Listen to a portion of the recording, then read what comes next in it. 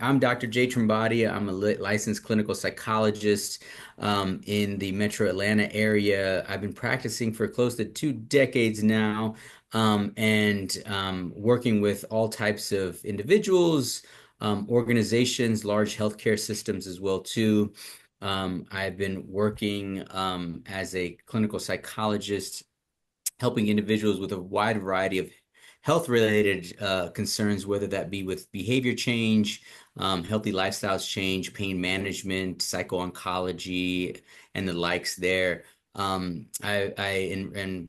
throughout my career, I've also, without informally, helped organizations with various aspects from behavior change to stress management, workplace anxiety, team building, communication issues as well too.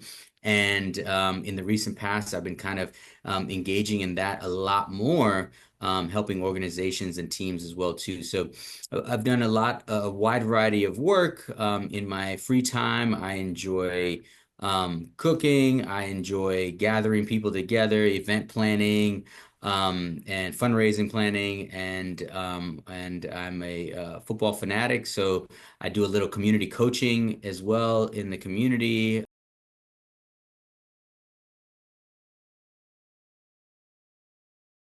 There's so many that work at different points in time for people, right? But I think that what I'm noticing more and more is that um, people want to know the why, right? Before it was, all right, this is what you do. This is the assembly line that you're going into. We're building this car, and this is your job right here. And we might not have an understanding of anything else that's going on to build that engine. But now I think a lot of people are wanting to know the why. And I don't know where that is. I don't know where the tangible research is for that. But I do know that people are knowing more about the why because of technology and the internet and research and so forth, so on and so forth, right? And so what I'm noticing more is people wanting to know the why. So as a leader, we want to narrate the why. We want to explain the why and why it's important for the organization, but also for the person.